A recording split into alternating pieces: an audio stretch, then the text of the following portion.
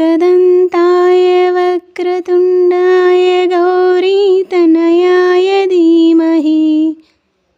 गजेशानाय बालचन्द्राय श्रीगणेशाय धीमहि गणनायकाय गणदैवताय गणाध्यक्षाय धीमहि गुणशरीराय गुणमण्डिताय गुणेशानाय धीमहि गुणातीताय गुणाधीशाय गुणप्रविष्टाय धीमहि